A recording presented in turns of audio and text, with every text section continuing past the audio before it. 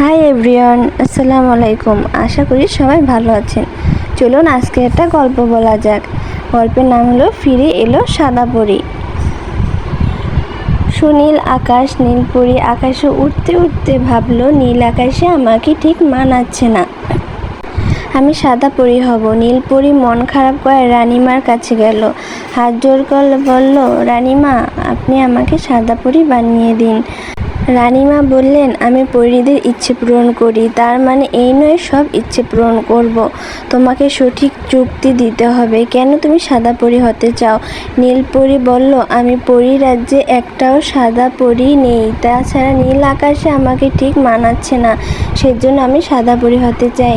রানীমা বললেন, ঠিক আছে। মুহূর্তেই নীলপরী ধবধবে সাদা পরী হয়ে গেল। সাদা পরী হাসতে হাসতে বলল, ধন্যবাদ রানীমা। এই বলে সাদা পরী আকাশে উড়াল দিল। সাদা পরী আকাশে উঠতে উঠতে ভাবল, এখন নীল আকাশে আমাকে খুব মানাচ্ছে।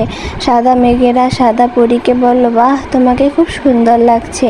সাদা পরী হাসলো। কিছুক্ষণ পর তার মনে হলো, আমি সাদা পরী, কিন্তু মেঘগুলো সাদা কেন? এই মেঘ তোমরা সাদা কেন? সাদা মেঘরা অবাক হয়ে বলল, আশ্চর্য, আমরা তো আগে থেকেই সাদা। সাদা মেঘ বৃষ্টি হয় মাটিতে ঝরে পড়ে না, কালো মেঘ ঝরে পড়ে, তাই আমরা সাদা মেঘ। কেন তুমি আমাদের দেখতে পাওনি?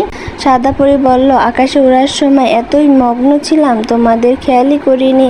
হঠাৎ পরীর হিংসে হলো। সে বলল, না, এই আকাশে আমি সাদা থাকবো, আর কেউই সাদা থাকবে না। সাদা পরী রানীমার কাছে ছুটে এলো, কাকুতি মিনতি করে বলল, রানীমা আকাশে সব সাদা মেঘগুলো কালো করে দিন। রানীমা ঝাঁঝালো কণ্ঠে বললেন, কেন? সাদা পরী বলল, ক্ষমা করবেন রানীমা, এই পরী রাজ্যে আমি একমাত্র সাদা পরী, আমি চাই না আমার সঙ্গে আকাশে কারোর তুলনা চলুক। সাদা পরী আর্তনাদ করতে লাগলো, রানীমা দয়া করুন। রানীমা আবেগে আপ্লুত হয়ে বলেন, ঠিক আছে। কিছুক্ষণের মধ্যে সাদা মেঘগুলো কালো হয়ে গেল। অন্ধকারে ভরে উঠল আকাশ। পরী রাজ্যে সূর্যের আলো আসা বন্ধ হয়ে গেল। পরী প্রাসাদের সব আলো জ্বালিয়ে দেওয়া হলো। রানীমা চিন্তায় পড়ে গেলেন, কারণ তিনি একবার যে কাজ করেন সে কাজ দ্বিতীয়বার পরিবর্তন করতে পারেন না। সাদা পরীর অমন কথা রাখা তার ঠিক হয়নি, কিন্তু এখন কিছুই করার নেই। তবু রানীমা সব জান্তা পাখিকে জিজ্ঞেস করলেন, হে সব জান্তা পাখি, আকাশের কালো মেঘগুলো সাদা করে দেওয়ার কোনো উপায় জানো? সব জান্তা পাখি বলল, ক্ষমা করবেন রানীমা, আমি একটি উপায় জানি, কিন্তু কোনোভাবেই সেটা প্রকাশ করতে পারবো না। পরী রাজ্যে কান্নাকাটি শুরু হলো, হাহাকার পড়ে গেল। রানীমা প্রচণ্ড রেগে গেলেন এবং সাদা পরীকে পরী রাজ্য থেকে তাড়িয়ে দিলেন। সাদা পরী তারপর পৃথিবীতে নেমে এলো। গাছের নিচে কয়েকজন শিশু বসে আছে, হাতে পায়ে ধুলি কাদা মাখা। ওরা ভাগাভাগি করে রুটি খাচ্ছে, ওদের ঠোঁটে হাসি, মুখে হাসি, এবং সাদা পরী দূর থেকে এসব দেখছিল। সে অবাক হলো, মানুষগুলো এত অভাবী, তাও এত সুখী। সাদা পরী এগিয়ে এলো। শিশুরা চমকে উঠল, কে গো তুমি, কই থেকে আইছো? সাদা পরী বলল, আমি পরী, আমি এমন একজন পরী ছিলাম যেখানে কিছুতেই সন্তুষ্ট হতে পারতাম না। পরী রানী আমার সব ইচ্ছা পূরণ করতেন, তার জন্য অনেক বড় ক্ষতি হলো।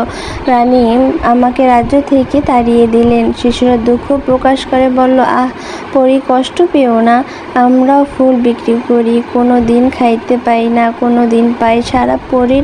সাদা পরীর চোখ ভিজে উঠল। অমনি আকাশ থেকে সব কালো মেঘ সরে গেল। রানীমা সব জান্তা পাখিকে জিজ্ঞেস করলেন, সব জান্তা পাখি, কী করে আকাশের কালো মেঘগুলো সাদা হয়ে গেল?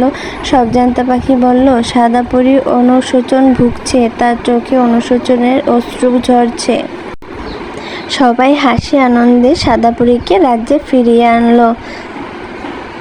এরকম সুন্দর সুন্দর গল্প শুনতে আমার চ্যানেলটি প্লিজ সাবস্ক্রাইব করবেন এবং একটা লাইক, একটা কমেন্ট করতে ভুলবেন না।